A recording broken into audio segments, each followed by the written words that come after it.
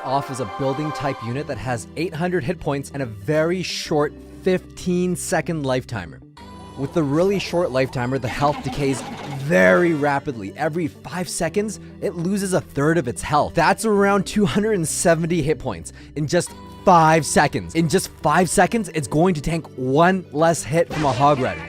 That is quick. That means it should only be planted on defense reactively right as the unit finishes crossing the bridge, so you can minimize the impact of the health decay from the timer. The primary purpose of this building card is to absorb damage from units while your crown tower and units destroy oncoming forces, then counterattack with the Goblin Brawler, or at least force out some elixir from them.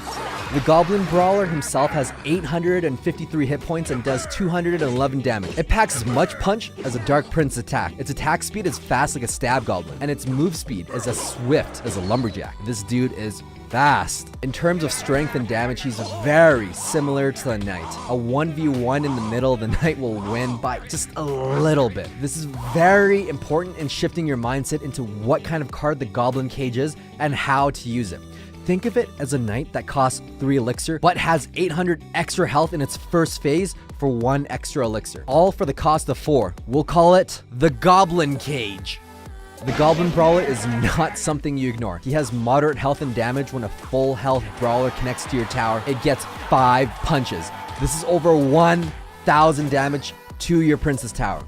Despite the Goblin Brawler having lower health, he's way faster in move speed and attack speed. When left undefended, the Brawler will do just a bit more damage than the Knight will. The cage can completely stop a Hog Rider or a Ram Rider from connecting to your tower, leaving your opponent to deal with the Goblin Brawler. You have to time it correctly. You have to plant it really reactively as it crosses the ring. Think about it this way. A cannon costs 3 elixir and only attacks ground. The Goblin Cage can defend what the cannon can. For 1 extra elixir, you get the Goblin Brawler. It might be able to fit in the 2.6 Hog Cycle deck, but that's going to make it 2.8. Dang it. If you plant the Goblin Cage 1 tile on the other side of the arena, the cage can pull an entire minion horde. Once the Brawler is released, he's going to kite those minion hordes, and he's going to deal damage to the other Princess Tower if your opponent ignores him.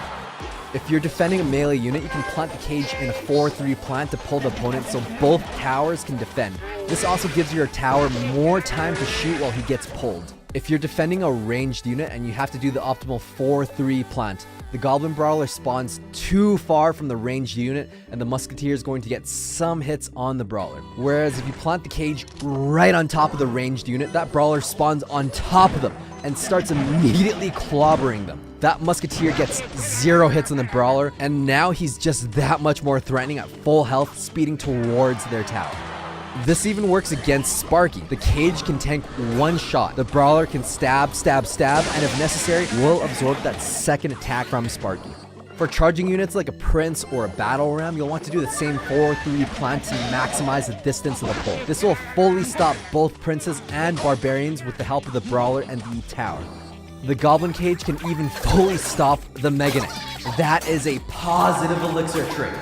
The Brawler himself can be stopped by almost anything. Even skeletons can stop him if planted correctly, but you have to do the proper placement and place him as far from your tower as possible. Otherwise, he's going to get 1,000 damage on your tower left ignored. Remember, he does move very fast, so snowballing, logging, or even using an Ice Spirit will not be enough to stop him. Even planting bats or minions on him too late will make him connect to the tower. You have to plant them as early as possible. It can defend against a giant skeleton after taking care of him. He's one of the few units that can outpace the death bomb and avoid that death damage. He's just really, really fast. The Goblin Cage is actually a really decent lightning rod, both the cage and the Goblin Brawler. However, around the 800 health range, you'll be able to absorb 2 of the 3 lightning strikes. You'll need the 3rd unit to tank the 3rd strike if you're trying to lightning rod your Prince's tower. In other cases, this may be beneficial to save a wizard or Electro Dragon from getting lightning. The cage does have more health than an Electro Dragon after all, so it will save your Electro Dragon. Similar to the Battle Ram, once destroyed, those Barbarians spawn from the Battle Ram. Once the cage is broken, the Goblin Brawler spawns from the cage. He doesn't exist for a very brief moment, letting units lock onto the next closest target that exists on the map. You can kind of see this against the Bandit or even the Mega Knight. They'll dash or jump onto the Brawler if the next closest unit is within range. The Goblin Cage is weak against dual lane pressure decks such as 3M, Royal Hogs, and Royal Recruits. Remember, he's not a great tank and only attacks one unit at a time. He's also weak to swarm units, so pairing spells like Zap, Poison, or Log will synergize well with him and clearing out all of his obstacles, allowing him to beeline straight towards that Princess Tower. Even though he can completely stop a Hog Rider and Ram Rider if there's a tank in front of them, having a Goblin Cage won't completely stop him from connecting to your tower. You're gonna need a bit more juice to stop both the tank and the Ram Rider. The cage does start off as a building after all, just like the bomb tower or the cannon. It can lure building targeting units. Because the cage itself doesn't attack at all, it's weak against lava loon. The lava hound tanks for everything while the balloon blows over the cage and onto your tower. So have your air defenses ready. If you're defending against a bowler, executioner, or even a magic archer, make sure to plant them right before they shoot your tower and stagger your plant so that they don't splash onto your tower. Lightning does wreck both the cage and the brawler right away, so meta decks like Royal Giants and Golems, they're gonna plow right through it. Unlike any other building in the game, you'll actually want the cage to be tanking as much damage as possible. If you've taken down a Princess Tower, you can plant the cage inside the pocket and tank for whatever unit is crossing the bridge. Another example of pocket utilization is if you've got a Golem push coming along and they have Inferno Tower to counter your goal. Planting the cage can tank one charge from the Inferno Tower and spawn a brawler to help take out that Inferno Tower.